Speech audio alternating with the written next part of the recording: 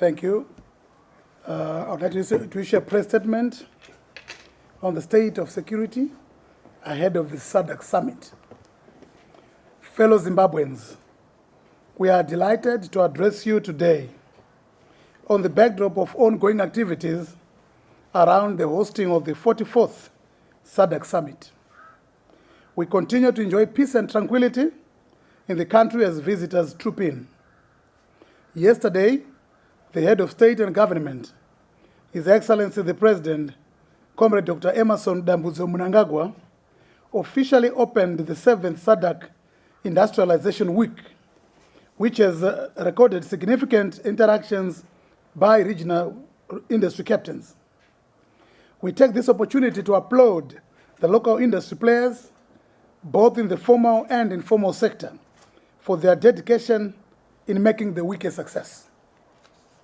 Our people are generally appreciating the development strides made by the Second Republic, epitomized by the massive infrastructural development projects, policy and government reforms, visible efforts at tackling corruption, and various social safety interventions. It is ironic and sad that the unpatriotic and anti-developmental opposition seeks to undo these milestones through unnecessary protests, potential looting, and destruction of property. The security sector has a duty to protect national interests in its diverse forms. It is our role to protect the massive infrastructural outlay that the Second Republic has invested in within the shortest period in power. Any attempt at sabotaging the visible developments would be confronted head-on. Equally, the security sector remains committed to ensuring that the general citizenry continues with their economic and social activities without interruption. Fellow Zimbabweans, we note with serious concern that relentless efforts by some misguided political activists who are trying hard to foment unrest and disturb the smooth hosting of the summit. Allow me to sound a candid and stern warning to those bent on disturbing our peace and tranquility. Let me categorically disabuse those nursing a misguided perception that the presence of the international community in the country during the summit presents them an opportunity to inflict reputational damage on the country without consequence. The security cluster is aware of the secret meetings being held locally and outside the country by those seeking to unleash civil disobedience. We already know the personalities and the institution that they front. We are also aware of those giving them logistical and financial support. We have also established their modus operandi, which includes hiring taxis to ferry demonstrators. This government has a constitutional mandate from the people of this country to govern. The people democratically spoke boldly in August 2023. We will not be apologetic to exercise that mandate given by the will of the people through universally acknowledged processes.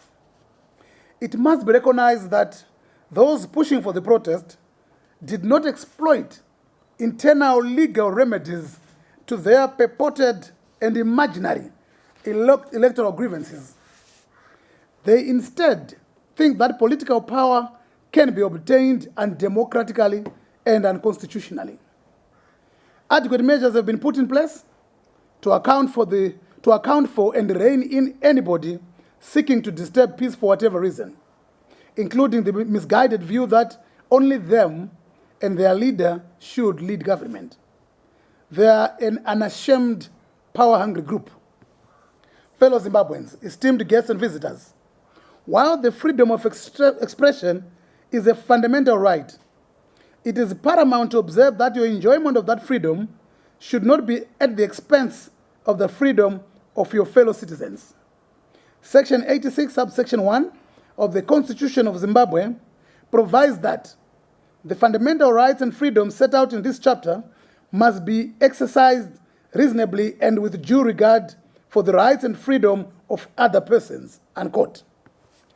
Freedom of expression does not and cannot mean the right to remove a democratically elected government from office and to replace with people or a party elected by nobody.